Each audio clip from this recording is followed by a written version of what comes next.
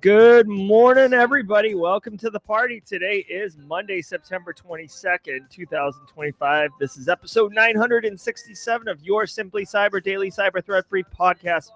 I am your host, two thumbs, all smiles, Dr. Gerald Auger. Got a giant cup of coffee with me today, ready to get cracking on the top cyber news stories of the day. If you're looking for understanding on the current threat landscape, what's going on in our industry, and be able to crush that interview question of how do you stay current on cybersecurity, you are in the right place, my friend.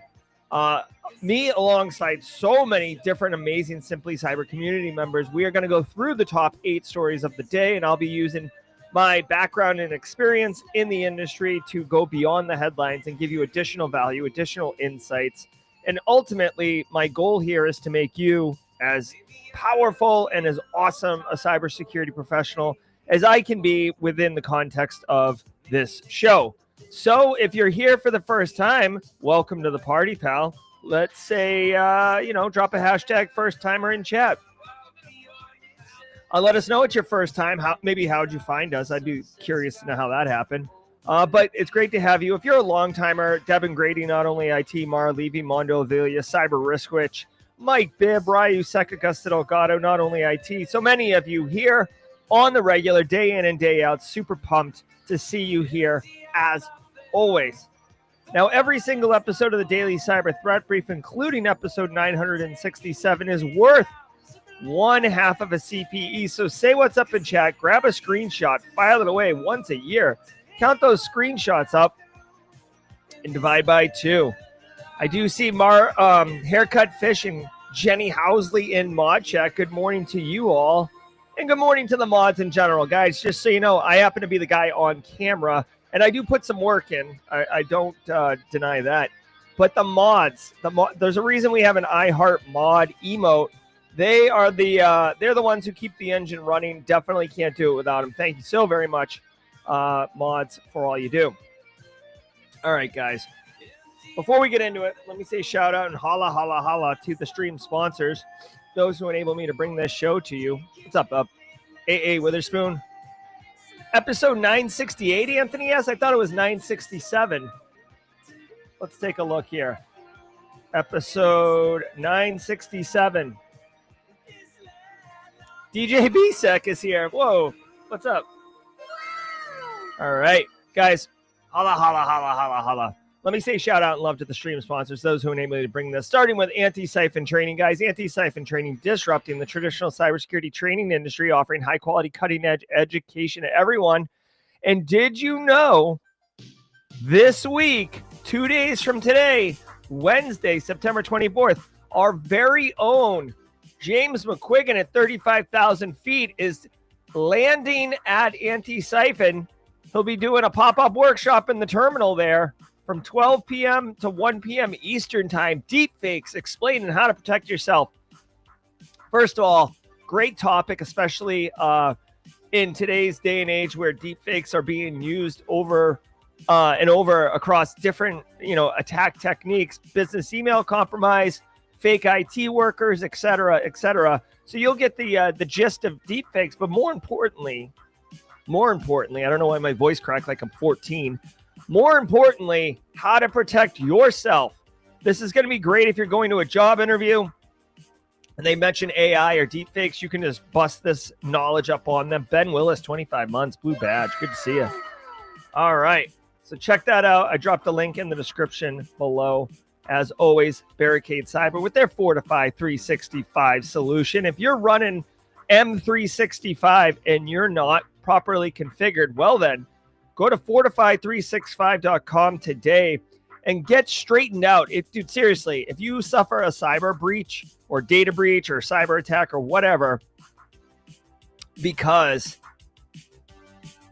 your M365 instance wasn't properly configured, that's honestly on you.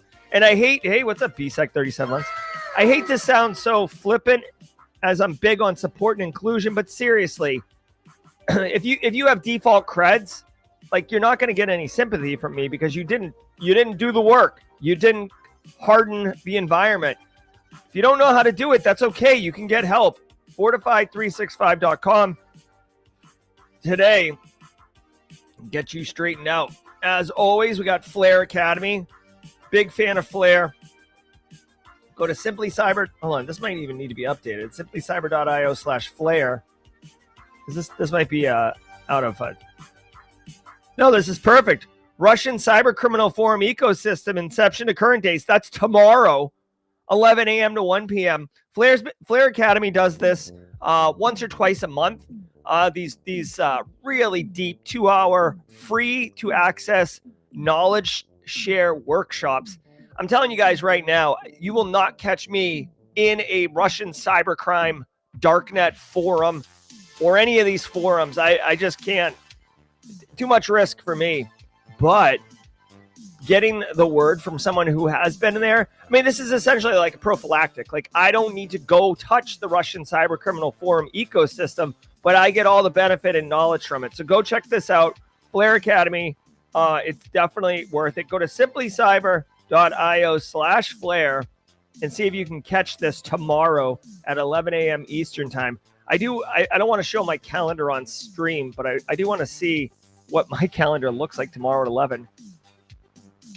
Tomorrow, I have to teach at the Citadel, and then it looks like I'm going to meet Mad Destroyer for coffee downtown. So I will not be able to attend this, but believe me, if it's available on replay, I would very much like to check it out. All right, guys, as always, we got Threat Locker, platinum sponsor for Simply Cybercon. Stay tuned for that. I got to tell you guys, let me run the Threat Locker ad, but hey, really quick, just a quick shout out. Simply Cybercon, I do want to make a plea to you. If you are considering going to Simply Cybercon, which is November 2nd and 3rd, training on the 2nd, conference on the 3rd, if you are thinking of going, make the decision, please. I'm like not even sleeping well right now. This was going to be my Tidbits Tuesday for tomorrow, but I'm going to make a plea now. If you're thinking of going to Simply Cybercon, please take action. Register for the conference.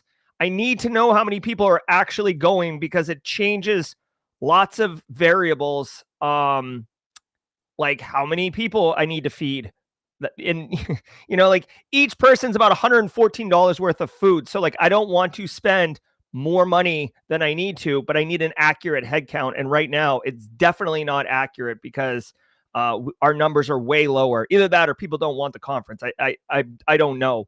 But please go to simplycybercon.org. Check out the conference. If you want to go, make the choice. I'd love to see you there. I'll be there. Mrs. Auger will be there. We'll all be there. Tons of Simply Cyber community members. But I need to know because right now I'm telling you, the numbers are very low for registration, and it doesn't make any sense to me. And it's causing me not to sleep well. All right, let's keep cooking here. I want to say shout out to Threat Locker. Let's hear from them real quick, and then we're going to get in to the hot takes. I want to give some love to the Daily Cyber Threat Brief sponsor, Threat Locker. Do zero-day exploits and supply chain attacks keep you up at night? Well, worry no more. You can harden your security with Threat Locker. Worldwide, companies like JetBlue trust Threat Locker to secure their data and keep their business operations flying high. Threat Locker takes a deny-by-default approach to cybersecurity and provides a full audit of every action allowed or blocked for risk management and compliance. Onboarding and operation is fully supported by their US-based Cyber Heroes support team. Get a free 30-day trial and learn more about how Threat Locker can help prevent ransomware and ensure compliance. Visit threatlocker.com/dailycyber.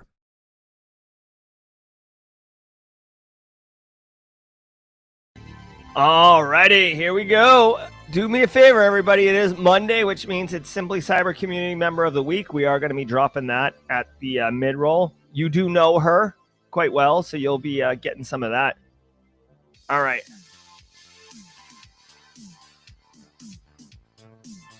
All right.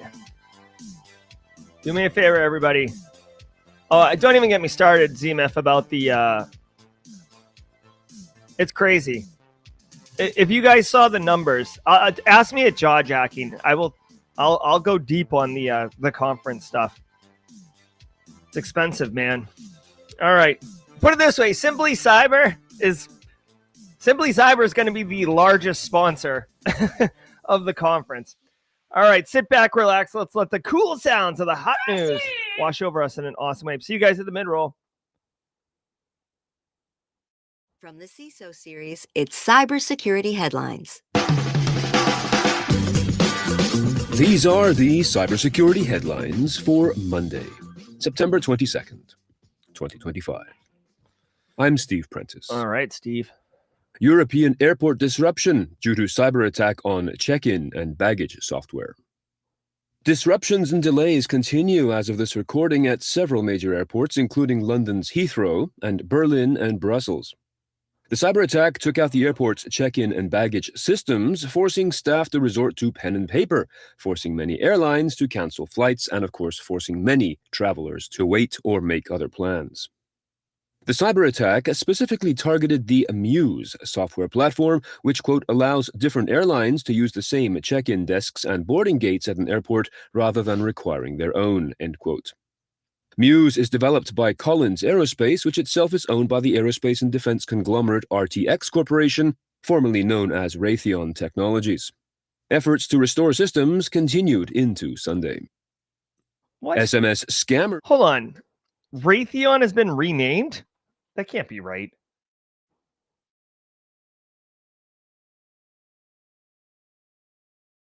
Yeah. 2020, from the merger of Raytheon and United Technologies. RTX, they call it. There's no way that... All right, so it's called RTX, which is Raytheon. I don't know if I necessarily agree that. The story said that Collins Aerospace, formerly Raytheon, like, what? I don't know about that. Okay, so check it out. Third-party supply chain. They said... the airport's attacked. It's the like little self-service computers that you walk up to. It'll print your boarding pass out. I don't even get it, honestly, nowadays, guys. Like, it prints out your, maybe I'm old, boomer, I don't know, whatever, Gen X. Like, it prints out your stuff, and then you have to put your own luggage tag on, which I don't, like, it's always awkward when I do that. And then I still have to go wait in the friggin' line. So I don't know. This whole, like, optimized just seems, well, the third-party service that hosts the software that runs on those computers, that's what got hacked. Okay, so seems like it's more of a ransomware attack. If I had to guess, it's probably cloud-based. Like, it those kiosks reach out to some cloud-based server and pulls down whatever, and then it communicates to the appropriate airline backend. It got hacked. Fortunately, I would assume that this is disruptive, but this isn't catastrophic, right? They can still ticket passengers manually. It's just slower. People have to wait in line, which is slower, right? So very inconvenient. Whatever. I hope they pay I hope they get back up and running quickly. But guys, here's the deal. This is a supply chain attack. A vendor that multiple different airlines depend on for providing a very specific service got hit. And when that one gets hit, it trickles down. This is no different. Do you guys remember last year when car dealerships were all screwed up because the sales software that most car dealerships in the US use got hacked? I forget what the name of that software was, or the company, but it doesn't matter. It has the same downstream impact. So for you and your business, you can do some things. One, identify your mission critical business processes. Two, identify the dependent software or vendors for those processes. Three, decide if you need to have resiliency and contingency plans in place.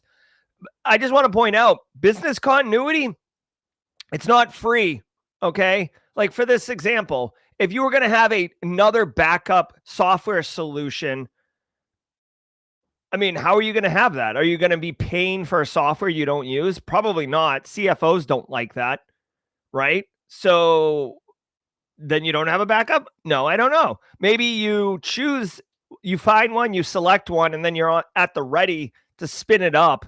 This is no different than like a cold backup site, a warm backup site, and a hot backup site. All right. But you have to do the business impact analysis. This is GRC. I'd say like day 3 GRC. Day 1's like auditing. Day 2 is understanding risk. Day 3 is like business impact, where you're getting all up in the business's shorts trying to figure it out. Anyways, they're down. They'll be back up. Now using mobile fake cell towers.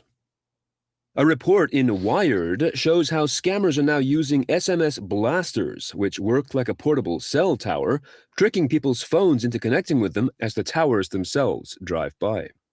This enables the scammers to send out up to 100,000 SMS messages per hour containing dangerous links.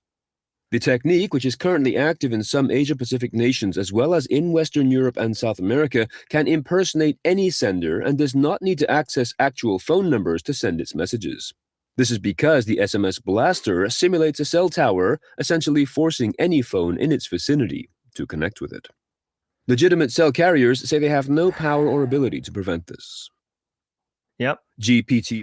All right. So this is a problem. I would see this, I would actually see this increase in activity. This is a really, again, I'm not a threat actor. I do not support cybercrime, but I do, tip my hat when I see really innovative attack techniques by the threat actors. Okay, so really quick, from a cybersecurity professional practice, okay, this is not attacking your business, so you don't really have to think about protecting your business. This is protecting yourself and your friends and loved ones, the Aunt Dorotheas of the world, okay? When you get a text message saying you have outstanding tolls or you have a package to pick up, it's a scam, period. If you're getting text messages that are not from people you know, it's a scam. Just assume it's a scam until further notice. That's like it's easier to assume that. Now, as Phil Stafford very accurately asked, these are stingrays. Okay, so this is why this is such a cool attack. Okay, for years, the FBI, law enforcement have had stingrays. Stingrays are basically fake cell towers that they can use to do adversary in the middle attacks, right? Your phone connects to it and then they connect to an actual cell tower and then all your traffic routes through them. They can disable your traffic from routing. They can slow you down. They can inject traffic if they want, right? I mean, it's usually an encrypted connection, but whatever. This is no different. So you connect, instead of a law enforcement being an adversary in the middle, you're connecting to a criminal's cell tower. And then they are sending you SMS text messages because the protocol allows for that. This is really, really smart. And because they're not going through your actual cell carrier, they're attacking essentially the cellular protocol that your phone is built to handle. They can just send you a ton of messages. Frankly, they could do a bunch of different things. One, they could do a denial of service attack on you. 2, they could send you any text message at all that they want. 3, honestly, if you click on something or whatever, you're going through them, right? So they can control that, make it look even more real. This is pretty bright. Now, just so we all understand why the cell phone companies are incapable of doing anything about this, your phone, by default, you don't get to pick which cell tower you're connected to. By default, your phone is going to connect to the strongest signal that it sees. This is why when you're hauling butt down the highway, top down, money flying out the top, screaming, money ain't a thing, when that's you and your cell tower, you're like George of the Jungle, swinging from one vine to the next, one cell tower to the next. Your phone does a graceful handoff from one cell tower to the next. That way you don't get off the phone, right? You're in an important phone call. Buy, sell, and then buy again, right? Like you're doing your Wolf of Wall Street impressions or whatever, right? Because your cell phone is designed to do that, to give you the optimal experience of not having dropped calls, the scammers are taking advantage of that. So when they spin up a malicious cell tower, your phone is super pumped to connect to it because it's like bright as the sun. It's beaconing. It's like, whoa, look at this incredibly strong cell tower. Let's go. And then they get you. So I would imagine that this is going to increase in activity. The only way that I see this working is if cell phone companies and cellular like hardware manufacturers and the cell phone companies like AT&T, Verizon, T-Mobile, etc. work together to have some kind of like signature or verification that the cell tower you're connecting to is a legitimate cell tower, which is going to be really, really hard because there's different cell phone providers and stuff like that. So yeah, you could even, like, the solution itself could turn into a denial of service, right? Say you're like on your phone and then you drive through like some town that you never been to that has like a cell tower that isn't in network or whatever, and you drop. So yeah, this is bad. 4-powered mal-terminal malware creates ransomware and reverse shell. Not as bad as this, though. Wow. Researchers at SentinelOne are describing what they call, quote, the earliest example known to date of a malware that bakes in large language model capabilities, end quote. Named mal-terminal and described by the Sentinel Labs research team at the LabsCon 2025 security conference last week, this is an emerging category of malware called LLM-embedded malware, the first example of this being prompt lock. As for mal-terminal itself, it uses OpenAI GPT-4 to dynamically generate ransomware code or a reverse shell. But the researchers say there is no evidence of it having been deployed in the wild, raising the possibility that it could also be a proof-of-concept malware or a red team tool, end quote. Scattered spider. All right. Okay, so this right here is actually a separate story altogether, so don't worry about that. Okay, so mal-terminal, this shouldn't come as a surprise to everyone. This doesn't introduce any new functionality. All this does is make software that, like, threat actors were already developing this software, okay? So there's nothing innovative here. All that is innovative is that AI is writing the malware, which means there's a human at the terminal typing in stuff, and then AI is quickly developing the malware itself. Secondly, all this means is that more people can do it, right? Because it's a lower barrier to entry, meaning less sophisticated threat actors can write the malware. 2, it's more full featured. So not all malware is created equal. One of the hallmarks of like sophisticated threat actors and sophisticated malware is that it's full featured, right? It can run on Windows and Linux. It has persistence mechanisms, right? It has C2 capabilities. It can pull down different payloads. It can take screenshots. It can do key log. Like, the more features, the more resilient, the more bulletproof the malware, the more sophisticated it is. Some threat actors write crap malware and it just does one thing, and sometimes it doesn't even fire. I literally have worked in environments where threat actor got a payload pushed to somebody.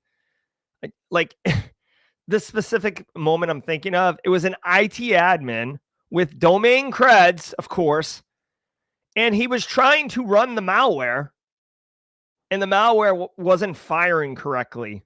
Okay, so we saw the malware, but it wasn't detonating correctly. I never figured out. In real practice, you don't go analyze malware. Like, it's fun as crap, but in reality, you just clean up the situation and move on to the next one, right? It's like someone knocking over a jar of spaghetti sauce at the supermarket, right? You just go clean the spaghetti sauce up and then go on to the next thing. You're not like, hey, let's analyze who knocked this jar off the shelf and how it happened. And oh yeah, no, you don't do any of that. So anyways, more resilient. This is bad.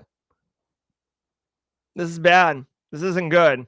Shouldn't come as a surprise to anyone, though. If you're seeing this news story in 2025 and you're like, oh my God, AI can write malware, like you haven't been paying attention, because this is where we're going. Has a good year. Despite multiple arrests and even pretending to shutter its doors, the Scattered Spider cybercriminal operation, quote, was able to extort at least $115 million from dozens of victims over the last 3 years and also breached the U.S. federal court network, end quote. This is according to a Justice Department complaint unsealed this week. Some of this data appears to come from the FBI, which traced payments, stolen data, and hacking tools to specific servers owned and registered to one of the individuals arrested just last week. According to these reports, 2 of the victims paid out big time, ransoms of $25 million and $36.2 million. The Scattered Spider method remains consistent, calling a victim's company's help desk, asking for a password reset, then taking over an administrative account, and then using that access to steal data before encrypting critical systems. Yep. I hope he gets it. And you know what?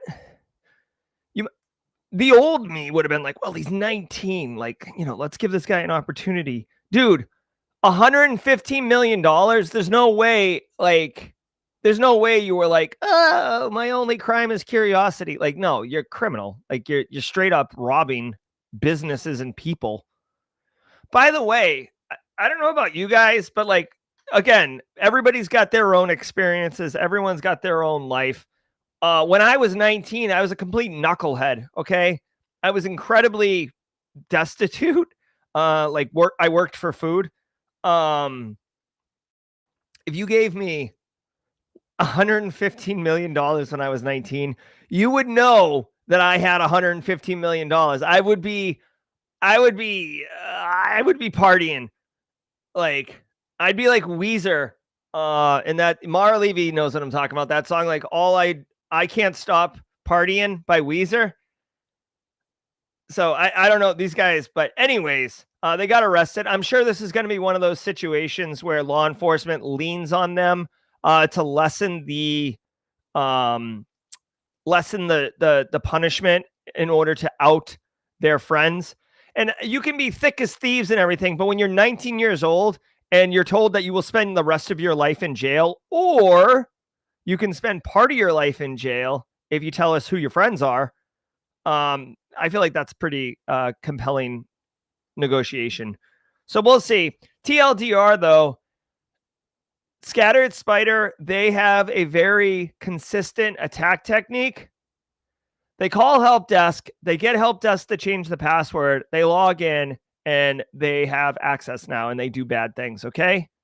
So please connect with your help desk, connect with your service desk, connect with all those people and tell them to be jerks, right? Be a jerk. Hey, you know what? If you really want your password reset, come in person to the office. Okay. I know that's not realistic in many instances, especially in a distributed workforce, but how about you have to do a Zoom call to get your password reset? FaceTime me. We have like many different solutions to do video calls. I could Discord you, right? Whatever. I know that's not super convenient, but you can't just reset people's passwords because they call and they're like, hey, can you just reset the password? Yeah, hold on. There we go. This one's for all y'all. Right here. This is me with 19-year-old Jerry with $115 million. New mid-roll song. I can't stop partying. I can't stop. Seriously, I would be out of control. All right, let's keep going. I think we're at the mid-roll.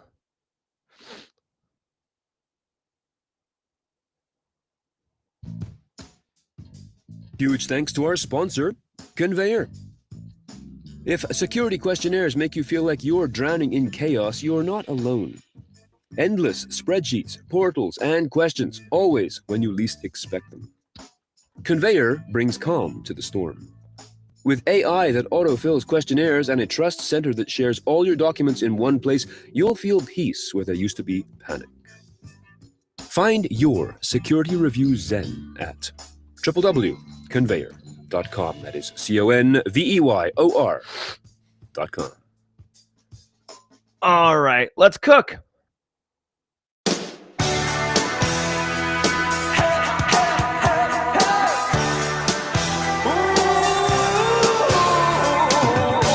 All right.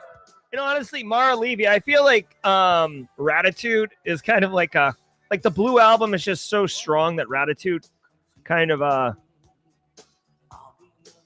less of a prime time album. All right, guys. Hey, shout out and thank you to all of you and stream sponsors, Barricade, Anti-Siphon, Flare, Threat Locker. Guys, I love it. I had a tough time this weekend personally. You know, I had some moments, but we're doing good. We're off and running. Thank you all for being here. Thank you for showing up. Mods, thank you so much, guys. Every single day of the week has a special segment. And Mondays are Simply Cyber Community Member of the Week. Now, we have so many wonderful community members that I want you to know I appreciate you guys. But one community member I'd love to give a shout out to now. The Community Member of the Week is a sponsored spot, sponsored by Threat Locker, who takes a deny by default approach to cybersecurity. Because it's sponsored, I'm able to give a prize out. Basically, I take a part of the money that Threat Locker gives to sponsor this segment, and I give it to the community member. And she has been the community member before, back in 2024, but her efforts are unparalleled, especially with what she's been doing for Simply Cybercon. Ladies and gentlemen, your Simply Cyber Community Member of the Week, Kimberly Can Fix It. She's been around for years. She's been supporting Simply Cyber. She's been supporting you. She has her own Cybersecurity Central initiative. If you guys know her or her brother, Matt, great people, excellent help and support. So Kimberly Can Fix It, your Simply Cyber Community Member of the Week. Thank you very much, Kimberly. All right, guys, we're going to do the la-la-la-las. Here we go. All right, Alpha Sierra is going to lead us off. Marcus Kyler is going to do it. Here we go.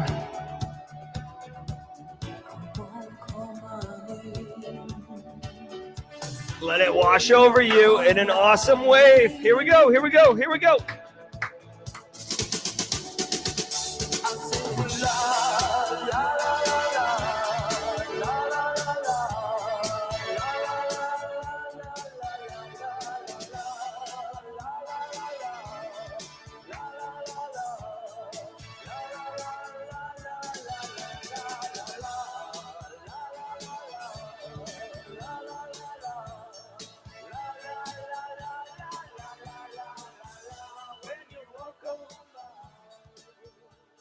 All right, let's finish strong, guys. I think we might finish the show early today, too. More jawjacking. FBI warns of fake FBI reporting sites. Oh, wait. Cybercriminals are impersonating the FBI's Internet Crime Complaint Center, IC3, website for what may be described as possible malicious activity. Although not sharing too many specifics, the agency suggests that these spoofed websites, quote, could be used by attackers in financial scams or to steal the visitor's personal information, end quote. Most of these spoofed sites are using typo squatting techniques to fool the users, and Bleeping Computer points out that in one instance, the fake site includes an FBI warning, the same one as on the legitimate IC3 site, quote, warning of scammers impersonating FBI IC3 employees to help recover lost funds, end quote. Fortra. I feel like some of the best cyber criminals or fraudsters, scammers, they like tell you that they're doing what they're doing, right? Like, so think of the people that like send you like 1,000 emails and then call you and they're like, hey, have you been getting a lot of emails? We believe that you're being attacked. Let's get you sorted out. Install this remote management software so I can log in and help you. Or oh, hey, have you been getting like a lot of multi-factor authentication prompts? Looks like someone's trying to hack your account. And what the unspoken part is, it's me, the guy calling you. Okay. So for whatever reason, so the FBI has the IC3 website. IC3, it's like the internet crime, cybercrime. There's 3 C's, obviously, IC3. Oh, Internet Crime Complaint Center. They usually put out reports annually of like how many crimes, how much ransomware, all this stuff. And remember, it's always a subset because not everybody reports to the FBI when they get cyber attacked. This seems really weird to me that threat actors would create a spoofed website in order to do this. They said it might be to collect, personal information from people. To me, I don't know. I like thinking through this. Like I'm thinking like a criminal. Why would I create a fake lookalike IC3 portal? It's so people can disclose that they are being hacked. If I was going to, so there's 2 things. One, I either am going to use that information to then go hack them, right? Or 2, and this is what I think, 2, it's the threat actors trying to not get reported to the FBI. So imagine if you will, that I'm going to like rob your house, okay? And you call the cops. I would much rather have you call me and I pretend to be the cops. Hey, someone's robbing my house right now. All right, we'll send someone over right away. And now the police aren't coming, right? In this case, the FBI isn't aware because you're not really reporting to them. That's what I suspect. Okay, so let's take it back a notch. Whether it's the FBI or your business or whatever, domain squatting, typo squatting, this is where they have a lookalike site. So you can see here, ICC3.live, IC3A.com, practicinglawyer.net, which is interesting. Dude, if you went to IC3A.com and it looked just like the Internet Crime Complaint Center, I could see you falling for that, okay? It is what it is. Measure twice, cut once, all right? Look at the websites you're going to. Of maximum severity flaw in GoAnywhere MFT's license servlet.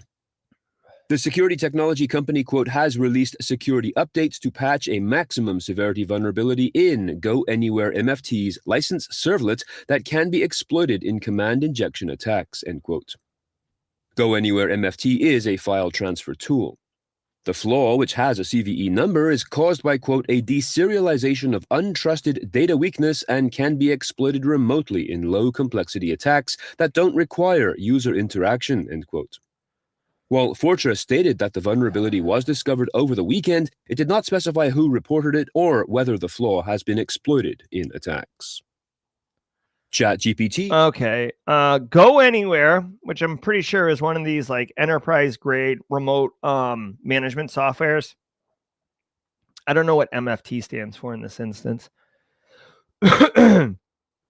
Web-based managed file transfer tool. Okay. Oh, MFT, managed file transfer. Okay, I got it. Woo, all right, there we go. You are so dumb. Thank you. You are really dumb. Thank you. For real. I know. Thank you. All right. So,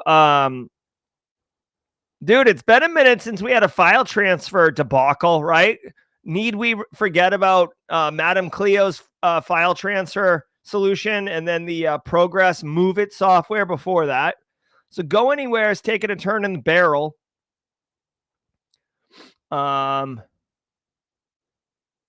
All right, so it's a deserialization flaw. It can be remotely exploited. Sure, it's a web-based app, so of course you can remotely exploit it. Here's my thing. I feel like this is a cloud-based solution, so why do you need to sort it out?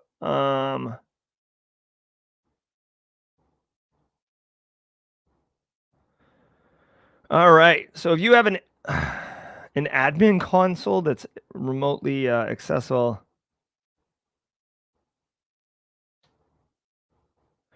All right. So here's the deal. If you're running GoAnywhere managed file transfer, this is something that you should absolutely check out. Okay. You gotta patch it.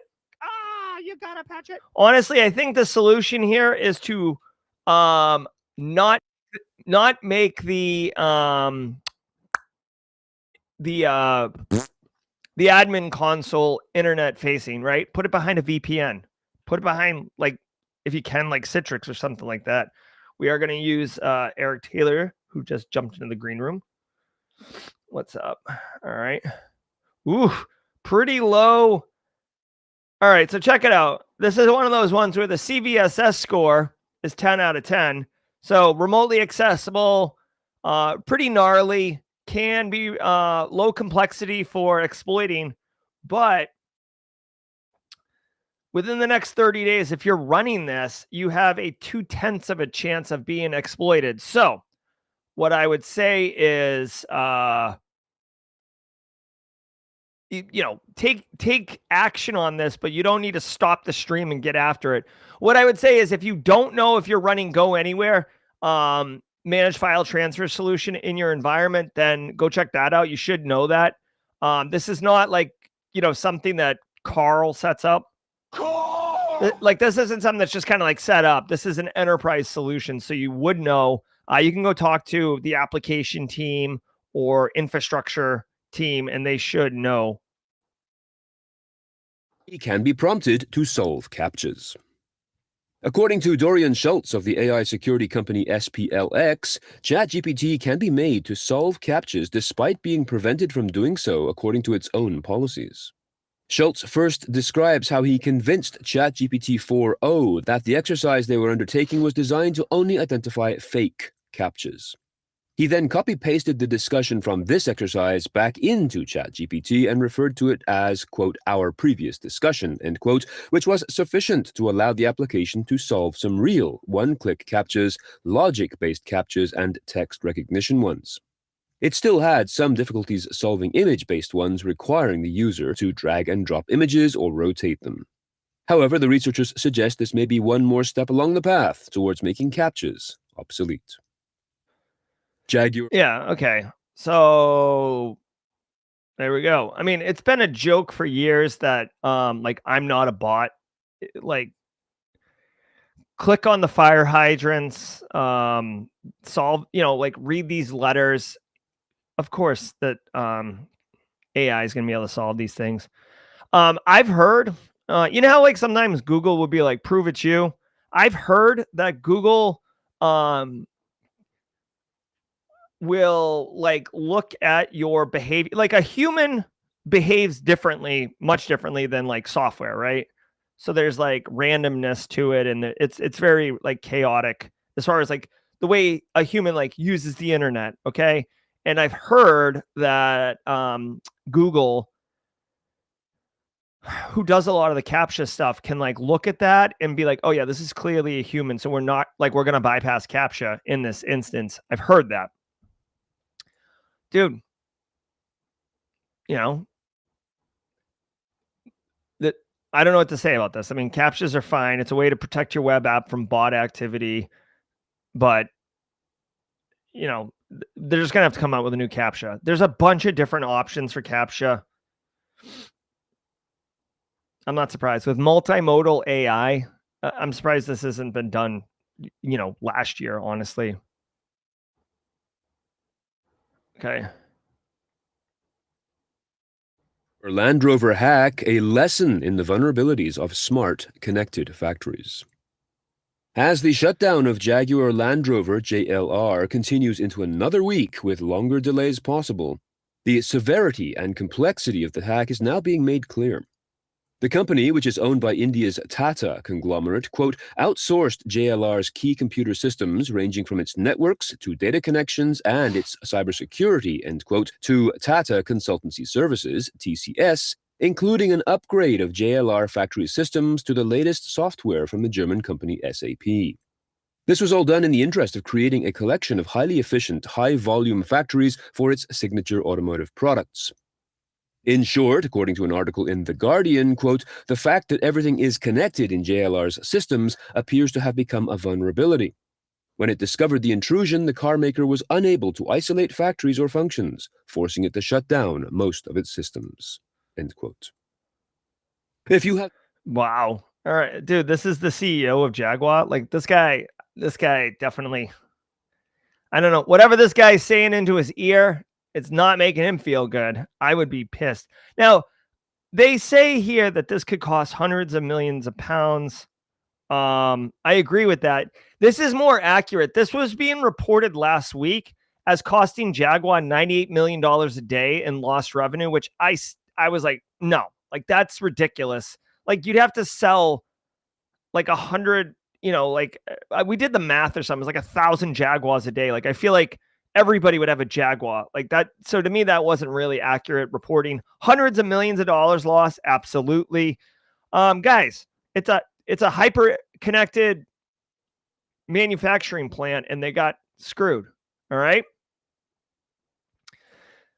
This is impactful. You know what sucks, man? All the factory workers who work at this factory basically told to go home and not come back. Now, I don't know if they're getting paid.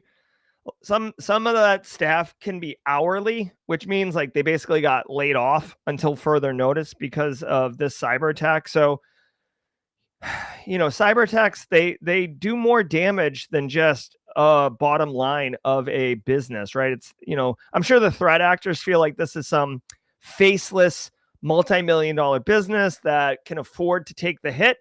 But unfortunately, there are real people with real jobs and real families that are not getting their money. So, I don't know if criminals give a damn, honestly, but it sucks for many reasons. Okay.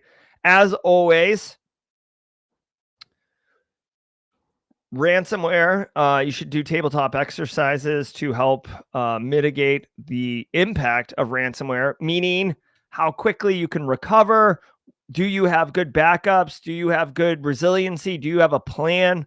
Do you know who's doing what? Do you know where things are located, documented? Do you know the order of operations? Tabletop exercises are a phenomenal tool to cyber practitioners to help businesses weather the storm when they get hit with something like this. Now, in this additional instance, if everything is digital, then, I'm not trying to be a jerk here, but like, how about network segmentation, EDR solutions, put the manufacturing plant on one network and only here's my thing. Like, I get that you need to report back into some ERP solution on number of widgets made or the health of like the part that attaches the bumper to the front of the car. Like I get it, right?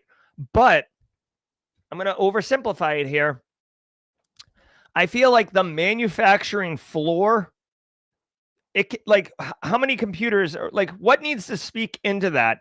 You can use firewall rules or ACLs to say like only these computers can speak into that network and only this network can speak out of this network, right? So like network segmentation goes beyond just like here's a VLAN, here's a VLAN.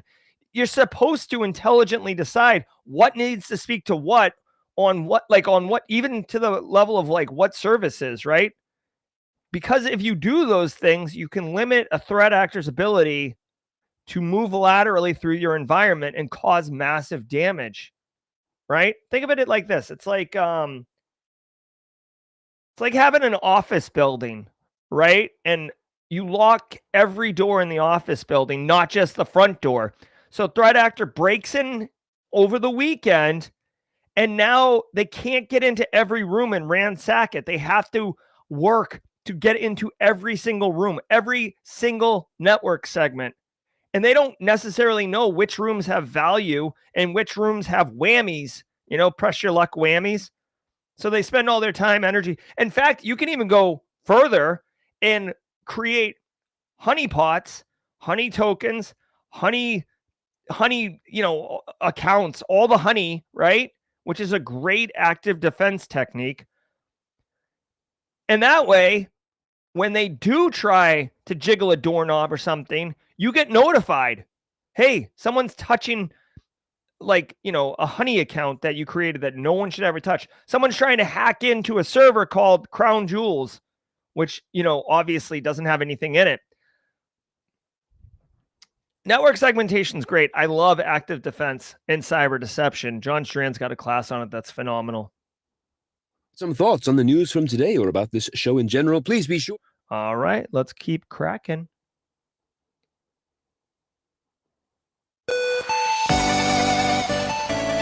All righty. All right, everybody. Finishing a little bit early today, which is totally cool. More time for Jawjacking. I'm Jerry from Simply Cyber.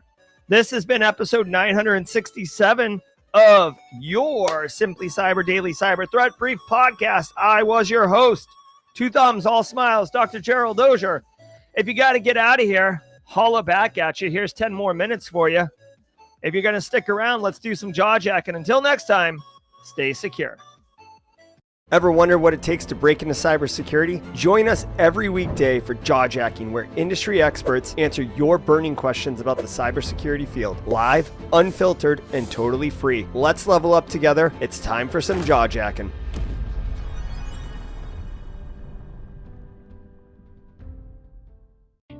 All right, what's cracking, everybody? Welcome to Jawjacking. I am your host, Jerry Guy. This is a 30-minute AMA show.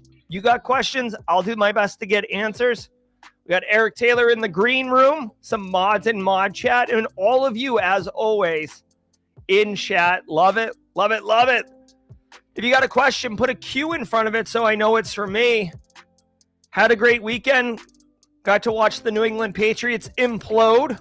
Nothing like 5 turnovers, 5 fumbles, or, 5 turnovers, several fumbles, interceptions.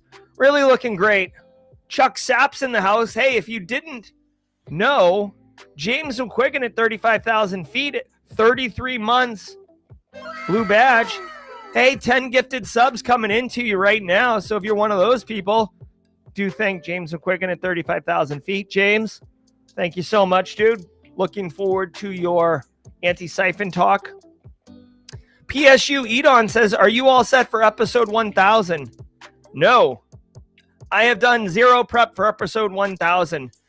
You guys, well, I'll answer questions as they come in. If there's no questions, or until there are questions, I'll share more answers. So episode 1000, I would love to do something special for. I'm currently super focused on Simply Cybercon as it's a priority. It's quite the priority. So no, I haven't been able to focus on episode 1000. All right.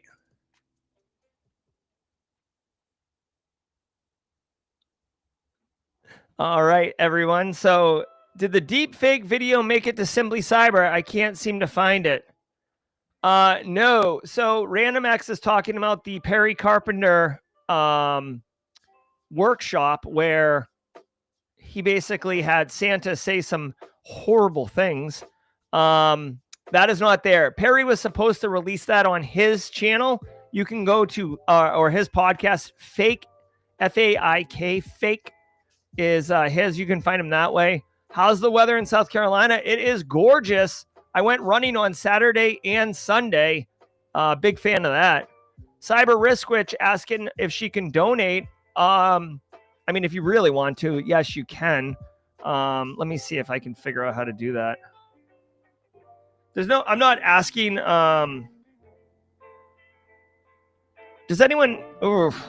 So we are a nonprofit and we have a hack club, Simply Cybercon transaction page.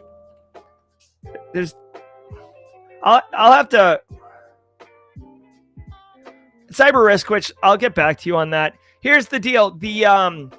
We run Simply Cybercon as a nonprofit. It's completely separate from Simply Cyber, which is a for-profit business, right? I have sponsors. I have the academy.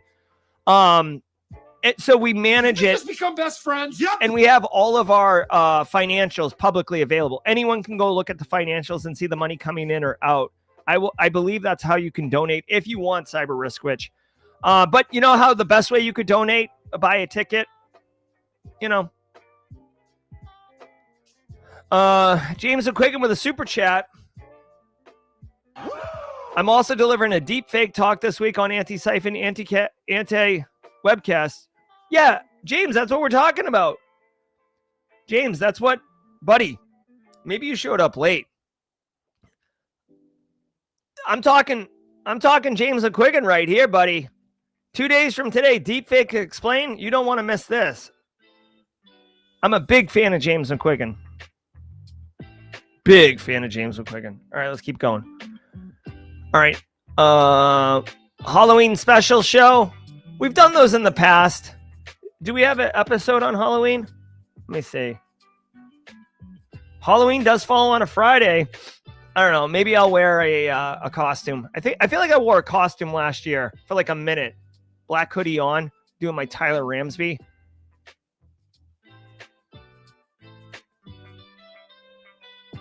$8.52 Jawjacking. This is proof positive. Spicy Jerry's the biggest time suck on the show.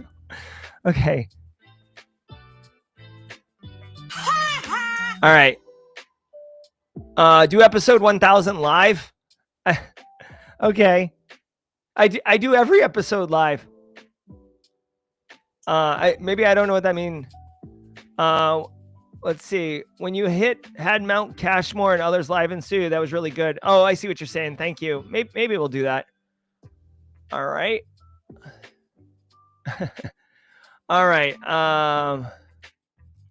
Yeah, no, I appreciate that. Cyber Risk Witch. We could talk like basically just really quickly. Well, hold on. I'll keep it on brand for everybody. Tim Crosby over on LinkedIn delivering some value on my following up on the story that I said about network segmentation and how that can help at Jaguar. He says network segmentation without ACLs on core devices makes routing decisions, just reduces the broadcast domain and actually makes the network more efficient. FYI, more efficient usually means less secure. And then he says I agree. I like the top as a former pen tester. Thanks, Tim Crosby, for sharing.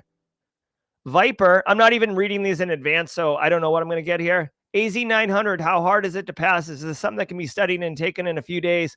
This is the entry-level Microsoft Azure Cloud cert. I believe that all the training, Viper, is on Microsoft training, right? So you can take the training for free.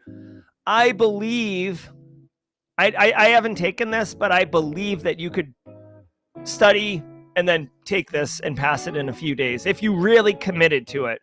Okay.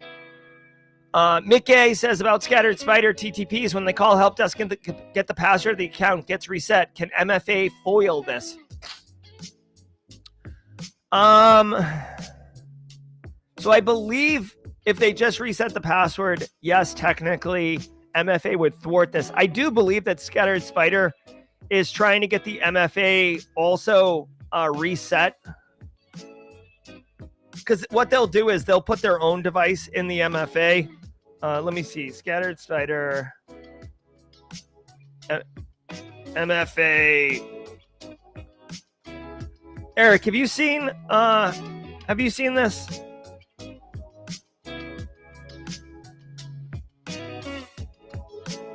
I mean, yeah, technically they can do this a couple ways, right? Technically they can do this a few ways, right? So number one, if I get your password reset, right, then I can start trying to log in and force the MFA to present to you, right? And then I can call you and pretend to be help desk and say, hey, looks like we're having some problems with MFA. Go ahead and, approve it and let me through, right? So there's that. You can also say, hey, I'm new here. I reset my password. I need my password reset. I haven't even done MFA, or I set it up on my old phone and they took my phone, right? So like there are other ways to do this. I would say you should have multi-factor authentication enabled anyways, okay? Like you should have MFA enabled anyways. It may slow this down. It may stop this, but it's not going to prevent it fully. It's not a silver bullet, okay? James McQuiggan loves it. Yokota Strong says, are you still doing Pass the Baton? Gave you and Simply Cyber shout out Friday on my C-Risk post. Thanks for all you do. Yokota Strong says, yeah, we haven't done the community challenge in a while. It was a lot of management, honestly. So no, we haven't done that. But Yokota, thanks for giving a shout out on your C-Risk post. I'm going to go look that up. Here, let me actually try to do it right now. Yeah. Some of the things that are maintenance challenges, I have to decide. I have to decide. Oh, there we go. Look at this. Your code is strong. Love it. Great. Here, I'm going to share this with everybody. Here's your code is strong's LinkedIn. Let's connect with them. I'm connected. Out of San Antonio, Big Texas. Look at this guy just crushing C-Risk like a boss. Dude, this one gets some love. Nice job. Nice job. GRC Mafia. I love it. All right, let's keep cooking. All right. All right. Thomas Marquette's got to drop for work. Be good, man. Oh, thank you. All right, Jerry, have you played with Kali GPT specifically for pen testing? Any feedback? I have not. When I do pen testing, it's completely academic, right? I'm not a pro pen tester. You wouldn't want me to do pen testing for you. I didn't even know there was a Kali GPT. Let me check this out. Your AI-powered co-pilot for cyber? What? All right, here we go. This is Kali GPT. I like it, honestly. What is this, dude? You serious right now? This is a cool. This is cool. Heck yeah! All right, so I haven't played this, but I got to tell you, I bet you it's awesome. Whenever I do play around with whenever I play around with Kali, I do find myself like having to Google certain arguments or like how to, like for Metasploit, like how to load a module and like, I know R host, L host, but like, since I don't use it all the time, I do find myself having to like constantly reference things. So if this Kali GPT makes it easier for me to use the tools in Kali, like, oh, hey, if I could say to it, hey, I see a secure shell service listening on, port 22, and I was able to fingerprint it as OpenSSH v5. Like, what should I do? And it's like, oh, you should use friggin', I don't know, like Hydra and use these arguments. Then, yeah, that's super convenient. I think it's cool. Holy crap. A lot of questions. If anyone has experience with Kali GPT, drop it in there, please. Appreciate your recent videos on YouTube channels to follow. Do you recommend more or ones to avoid?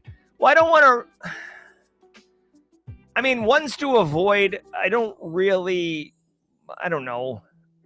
Like, that's a preference thing. Certainly there are some cyber channels out there that are more predatory, for sure. And if you guys don't know what we're talking about, I do want to share this with everybody. I did a experiment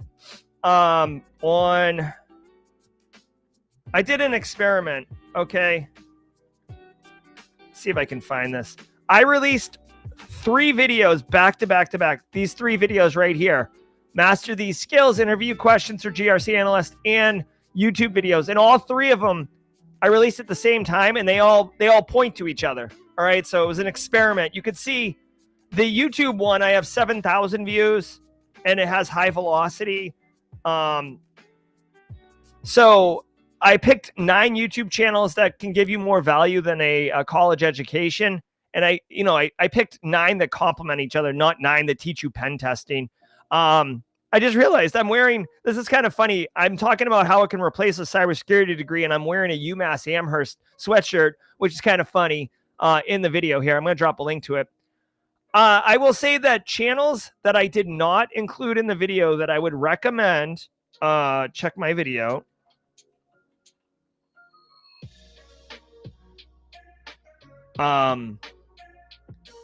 YouTube channels that I recommend that I did not include in here. Mad Hat. I like Mad Hat. This guy right here. Solid, great content. You'll recognize he wears the, has he been making new videos? Hold on one second. 3 weeks ago, he released a couple. All right. So Mad Hat's his content's funny and educational. Obviously, Tyler Ramsby, he does lots of lives. Tyler's like heavily involved with the community. This is another good one I recommend. And I'll give you one more. Who else do I really enjoy? I don't know. I guess share, what's his name? Unix guy? Unix guy is pretty good. We had an issue last week or 2 weeks ago, and he and I sorted through it. So Unix guy is really good. I like him too. He's a nice guy. He's out of Australia. We actually have tried to collab a few times, and we can't because he lives in the Western Australia, and the time zones don't really work that well. Josh Matacore is good too. Actually, Josh Matacore is good. I like Josh Matacore. This guy's nice. And then my final one that I'll share with you. This is such a deep cut. Josh Stroshine, aka the Cyber Yeti. This guy, if you want to get into reversing and software exploitation, I can't recommend him stronger. So first of all, I love this guy. Okay.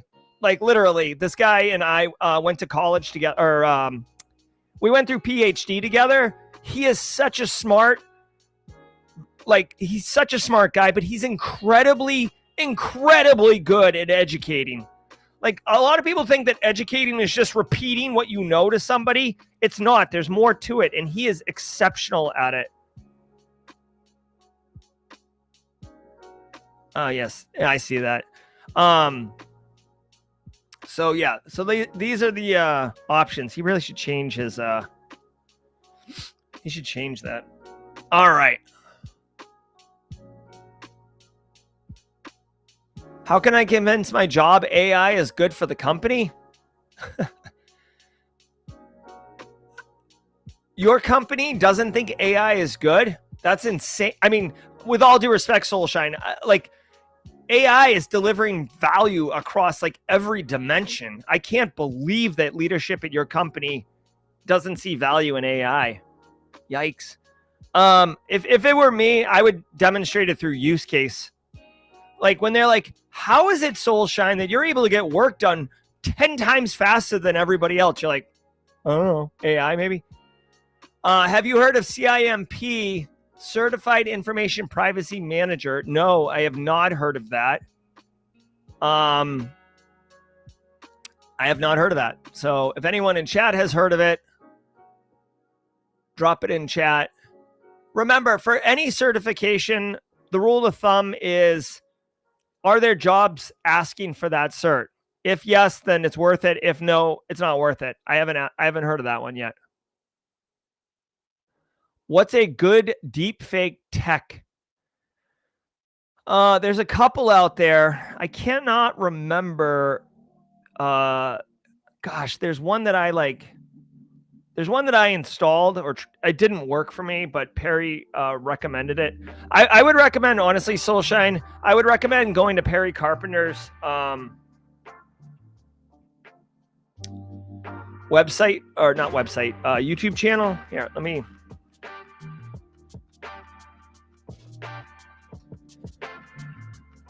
Here is Perry Carpenter, this guy right here. He is definitely who you want to follow in order to find out whatever the current deepfake tech that's really good. He definitely recommended one to me that he uses, and I cannot remember. Oh, here you go. This is 3 months ago. Current state of deepfake tools from Perry Carpenter. So this is not just the right person to listen to. This is the answer to that question. Who asked that? Soulshine? Soulshine, I'm linking to the video itself in chat. All right, here we go. When will you release your new course, Adele Snow? Adele, I'm literally I'm trying like heck to get it recorded. I have probably 70% recorded. It still needs to go to edit, right? But I was trying to get it released before Simply Cybercon. In fact, in an unbelievable turn of events, I actually have from 9:30 to 2:30 open today, and I blocked it off to do vulnerability management analyst work. So let's say November 3rd. I'm trying to release it by November 3rd. One wild thing is, just so everybody knows, October is kind of a bananas month for me. So I'm traveling 4 weeks in a row, just so everyone knows. This week I'm going to Greenville to speak at B-Sides Greenville. And by the way, if you live in the upstate and you want to high five, I'll be keynoting B-Sides Greenville this weekend. Thanks, Mike Holcomb. The following week, I'm going camping with, I go camping every year with a bunch of guys. We're doing it, the following weekend. Then we've got Wild West Hackin' Fest, so I'll be flying to Deadwood. And then I'm doing the show live from Deadwood, so I actually have to ship all my gear out there. I'm learning this in real time. And then Mrs. Auger and I have to go to a wedding the following week out of state. So it's going to be bananas. But I'm trying to get it done, Adele Snow. What's your favorite dish in the Low Country? Oh my gosh. The food is amazing here. Dude. You know what, Cyber Riskwitch? The food is so good. We're spoiled, man. If I move, one thing I'm really gonna miss is the food. But I gotta tell you, yeah. Eric Taylor says shrimp and grits and barbecue. For my money, barbecue. Like I literally had a smoked brisket sandwich last night from a place called Home Team. Like I'm actually like.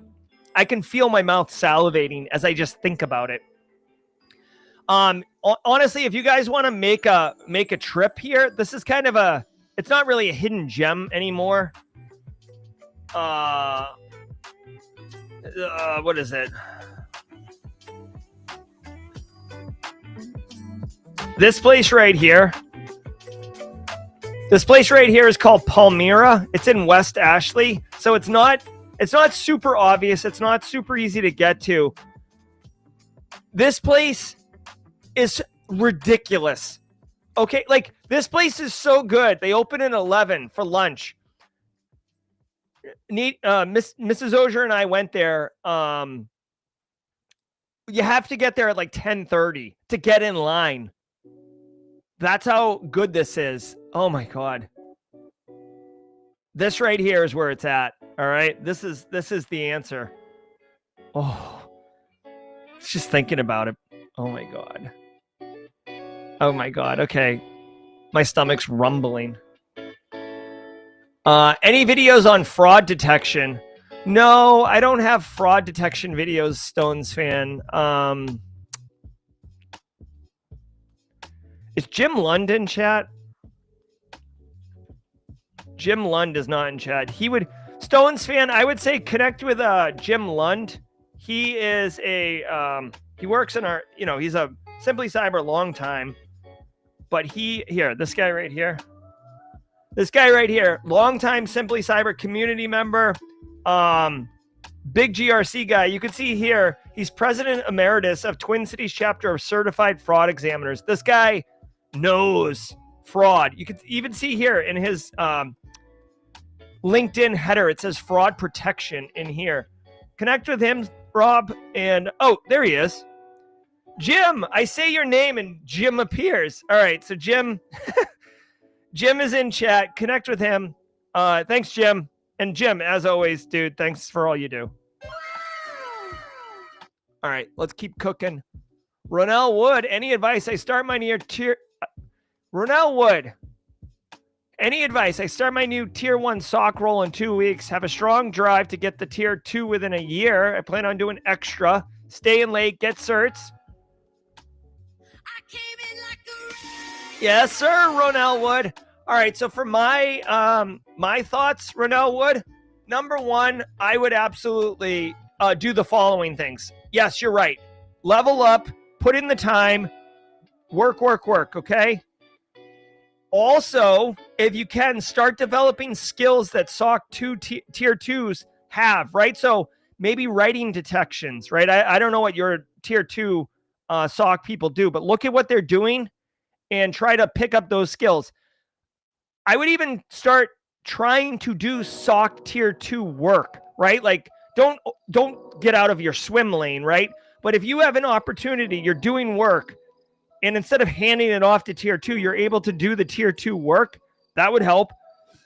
And then finally, you start your new job in 2 weeks, okay? So I wouldn't do this immediately, but after the first month, right? Crush it. Set up a meeting with your boss or whoever, your manager. Crush it. So like you want them in this meeting to be like, dude, you are absolutely killing it. And you're like, yes, thank you. I'm super pumped to be here. And then say, hey, listen, I would love to get promoted to tier 2. This is what I want at my 1-year review. My plan is this, and this. And I just want you to know I'm super excited. And then ask them, this is the key, ask them, what do you think I would need to do in order to be successful to get promoted to tier 2 within the year, right? Like help them lay that out. This is going to do 2 things. 1, it's going to identify what they see as the path. 2, it's going to make them aware that you want this. 3, you're doing it early enough that gives you time to execute on it. And 4, maybe they'll say, hey, we don't promote people until 2 years in. Okay, no problem. You know now, though, and you can work, and either wait and get the promotion in 2 years or work, and then go switch jobs and get a tier 2 job somewhere else. Either way, you're about to start this job, so I'm not trying to tell you to quit before you start, but just that's what I would say. Soulshine said that people told her AI is expensive. Wow. Okay, so here's what I would say to that. This is a tough, compelling case to make, but the amount of the return on investment for AI is bananas. Like, dude, you can get like for $20, you get a subscription to Claude in a month.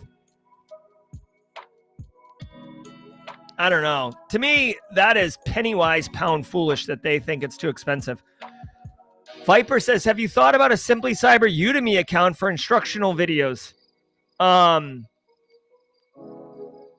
So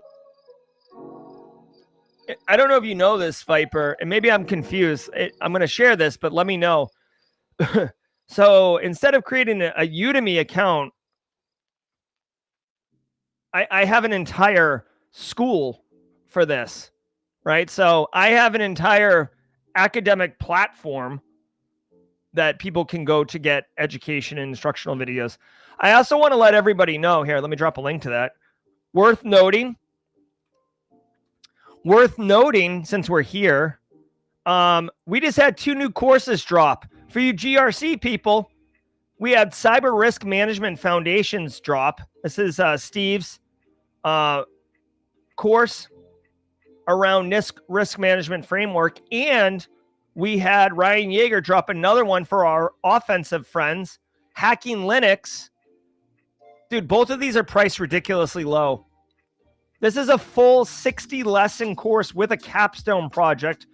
And we partnered with Hack Smarter Labs to give you a lab environment for this capstone. This is ridiculous. This is like at least $200 to $300 worth of education, and it's $25. And a portion of the $25 goes to an autism charity. So anyways, did you know? Trying to level it up over here at Simply Cyber Academy. All right, you got questions. Those are all the questions in the queue, so I'm going to keep looking. You guys got questions, drop them in chat with a Q. Phil Stafford wants to rent out a storage container and go live. We could do that. See, the problem with the live is people, like the whole podcast comes into my ear, so a lot of times people can't hear the pod at the same time. How do you keep mentally... Oh, wait. ADHD. How do you keep mentally focused on producing content on a daily basis? I told myself to cut down my OT at the agency to focus on my channel, but ADHD, LOL. yeah, I mean, I don't know. I tell people all the time, I think I work harder, not smarter. I'm like Boston Irish, you know what I mean? Like, I just put my head down and grind. I guess the one tip I would say is I like to use my calendar to like time box myself, right? So I use to-do lists. I try to get stuff done. I try to limit my amount of distractions. And I personally find ADHD, and I don't know about anyone else, but I do find once you kind of get going and get some momentum, it becomes easy to stay on task and get stuff done. So that's my tip for that. And honestly, guys, like even like I was saying here with this travel I have coming up for the month of October, I even have less time to do work. So like those moments where you're supposed to be working on your channel ADHD and you're like screwing around, like watching a YouTube video, you get caught up in watching YouTube shorts. Like take a minute, close your browser out and be like, I only have so much time and I have to get this done. And then make it a thing. Like one other thing, like sometimes I don't want to get out of bed. But I know I got to get out of bed, get showered, and oh my God, sorry, and get to work, okay? So what I'll say is just get out of bed, Jerry. Just stand up. And I'll even lie to myself and say, if you want, you can lay back down. If you stand up, you can lay back down. And I'll be like, ugh, and I'll stand up. And then I'll be like, well, I'll just might as well go to the bathroom, right? So I walk and go to the bathroom. And then I'm like, well, since I'm here, I might as well jump in the shower. And then boom, the flywheel's moving, the momentum's going, and you're off and running to the races. Hopefully that helps. That's my technique. Sorry for the cuss word there. Kayla, excuse me. Cybercavi over on Discord says Inside Cloud and Security has a very comprehensive video for those looking for the AZ900. So that's great. Viper says SIM swapping TTPs for Scattered Spider. Oh wait, hold on. I already answered this question. Oh, we got more pinned questions now. Lazaro, I love Lazaro. A great case study of putting in the work and getting success. Good morning. Would I be overstepping if I reached out to the architect director to inquire about the permission levels Copilot has? It read a file that I don't think it should have read. No, I don't think it's overstepping your boundaries. What I would say, Lazaro, is I would approach it in a very collaborative way, not in a aggressive way. And maybe have like a kind of a, almost like, I mean, I would almost lay it out. Here's the situation. Here's what I discovered. You know, would you like to talk about it, right? Because usually the architect might be thinking about bigger picture things, and something as granular as the permission, read level permission of Copilot. I mean, it's certainly a big problem. So that's what I would say. Has anyone used Strider Intel, and do you recommend? I do not know Strider Intel. I do know the video game Strider. That's a throwback. That game's awesome, although it's Stryder. Strider Intel. Let's take a look here. If anyone knows Strider Intel, let me know. Strider Intel. Even when I Google that, it doesn't come up. So I don't know what you're talking about, Cyber Risk Rich. You'll have to give me more detail. Where has DJ BSEC been? DJ BSEC, you there? So DJ BSEC's being called out into chat. As far as I know, I do miss DJ BSEC. They hired a new person at work, like a CIO, and then DJ BSEC got like promoted, and they're doing a major project. So he's been like super heads down on that. So that's the thing. There was mention that DJ BSEC may make a very big splash in December. But you'll have to wait until then. DJ BSEC will not be at Simply Cybercon. If that was, influencing your decision. Like you do want to go now. Kishin Infosec says, do I make one video doing an overview of my learning progress or make separate videos for various subjects? Do I make one video? I guess I would have to understand why you're making the video. Is this for like your YouTube channel? You can make a video on your macro of the learning process and then separate videos for each project for sure. You could do it that way. It depends. I guess Keishan Infosec, it depends on like what your goal is. Like what impact are you trying to achieve? So I can't answer that question really without more qualifiers. All right, I'm looking at chat right now. You guys crushing it today. It's 9:25. I don't think we have a Simply Defensive episode today, but I do want to keep these at 30 minutes to ADHD's point. I do try to time box these things. Yeah, I think we're finished with Simply. Yeah, so the next one is Simply ICS. All right, nation state intel.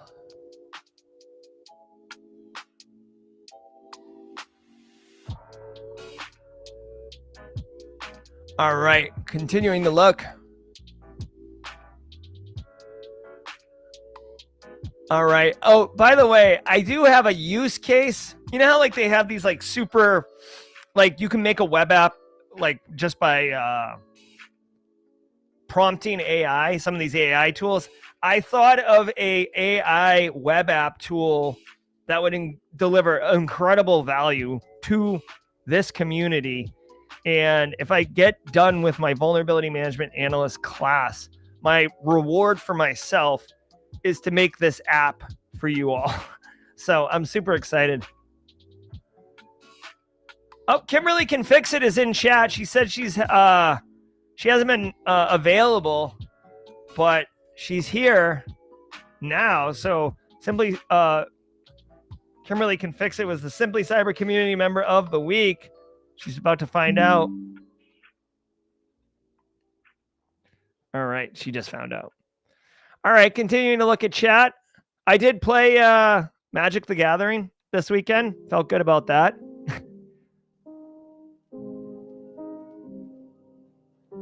I kind of did Mimi decks, just so everyone knows Magic the Gathering. I was using the Millennium Calendar, which is like this like obscure win condition. Chuck Sapp wants to help test. I'm assuming he's talking about the vulnerability management analyst class. Definitely be cool.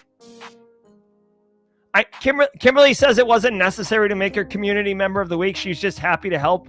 I know, Kimberly. That's why you're the community member of the week, because you're not doing it for a gift card. You're doing it because you are a great community member. All right. Here we go. Getting DMs here. Okay, just a reminder, everybody, Simply Cybercon is coming. If you are, maybe you joined late. If you're thinking about coming to Simply Cybercon, please stop thinking and start making a decision. Just really quick, the head counts, the registrations, they're low, unusually low. Like I think there was like 30 people registered for the conference. We are budgeted for 100. Okay. The food, so I feed you breakfast, I feed you lunch. There's coffee. All of that costs money. Okay. And believe me, the ticket is $20. Breakfast costs more than $20 per person. All right. The Marriott, I got to tell you really quickly, because now I'm just going to rant for a minute. The Marriott that we're hosting this conference at is really nice, but they are such, there's a minimum $6,000 spend on food, minimum, which is fine, whatever. Like, trust me, you cover that easily with lunch and breakfast and lunch, okay? There's a 25% fee on your food. 25%.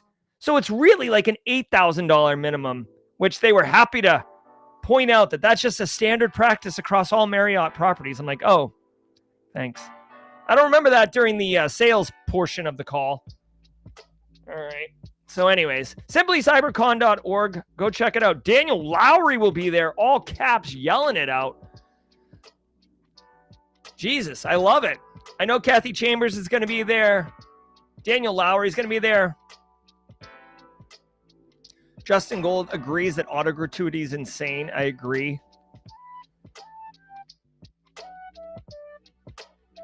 All right, guy. So Justin Curtis says, does anyone need volunteer support? I will tell you, I will need volunteer. We will need volunteers. I know Derek Welsky's volunteered. Nerman is volunteering. The volunteers, what I really need from anyone who would like to volunteer before the conference starts is get the word out. Tell people, tell your community, tell your network, tell people about the conference. Let them decide if they want to go. We are doing training the day before. Look into that training. If you want to take it, if it can help people, tell them about it. Day of the conference, I will communicate this in advance, obviously, but the day of the conference is where I really need volunteer support. I need people to check people in at the door. I need people to make sure that the next speaker knows what's going on. I need people to answer questions in Discord. I will need help on the day of the conference. So I'll be super clear to everybody about how volunteering can help during the day. Yeah, Anita. Yeah, I don't know what the 25% is. It's just a service fee. It's like Ticketmaster owns Marriott. All right, everybody. I got to get out of here. I got to go work on some vulnerability management analyst class. I do want to say thank you, all of you. Takes a village. I'm Jerry from Simply Cyber. Y'all be great. Have a wonderful day. And I'll see you tomorrow at 8 a.m. Eastern Time for another episode of the Daily Cyber Threat Brief. Until next time, stay secure.